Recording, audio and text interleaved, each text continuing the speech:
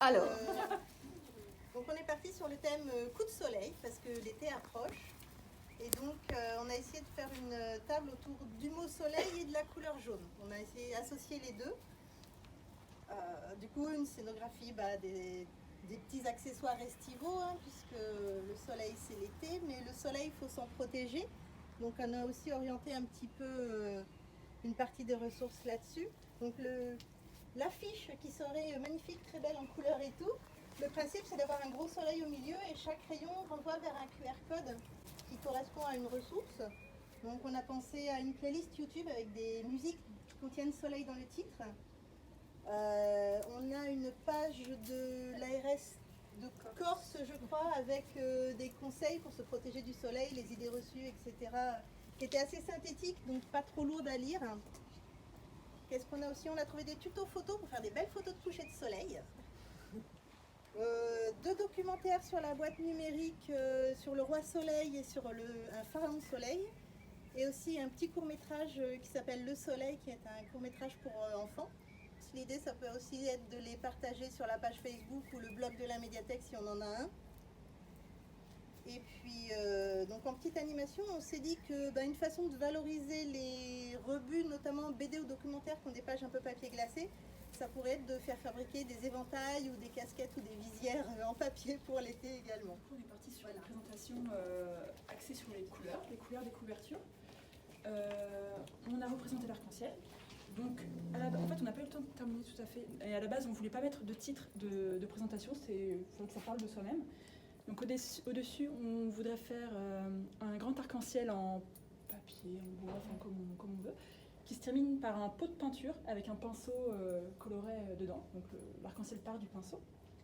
Là, on a été limité par le nombre de livres, mais l'idée, ce serait que ça foisonne de couleurs. Donc, il y ait plusieurs exemplaires en rouge, plusieurs en rose, etc. Donc, vraiment un étalement. Au milieu, ce serait soit fabriquer, soit poser une palette de peinture avec chaque couleur représentée dedans.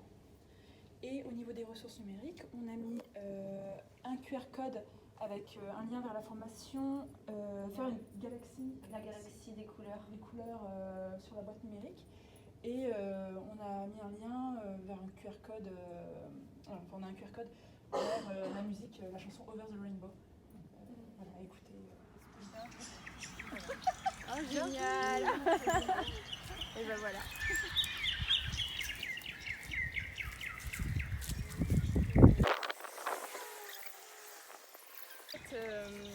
Ça c'est une table de présentation sur les animaux qu'on a appelée des Poils, plumes et compagnie. En fait il y a un grand tapis avec un poste CD pour écouter les CD qui sont dans l'arbre. Derrière vous, vous avez le jeu qui s'appelle les papates, qui est un genre de molki avec des empreintes d'animaux. Qu'est-ce qu'on a caché d'autre?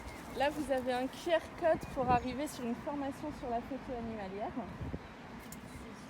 Ici, vous avez un QR code pour arriver sur un podcast Paroles d'animaux qui est sensibilisé sur la défense animale.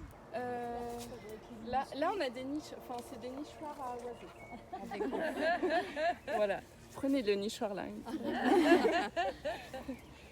Ici, on a l'expo Les oiseaux jardins qu'on a emprunté à la BDP. Donc, il y a une expo interactive où vous avez des supports métalliques avec des animaux et vous flashez, vous entendez en fait tous les chants d'oiseaux. Donc, ils sont très chouettes. Là, on a un QR code qui renvoie sur le film Les Minuscules, donc sur la boîte numérique, toujours. Et là, on a un QR code pour arriver sur un blog pour faire des marque-pages animaux en origami. Et là, Et là, le clou du spectacle, tous les jeudis, nous avons un atelier calinothérapie à 11h. Le seul désavantage, c'est que dès qu'il pleut, il faut qu'on remballe tout.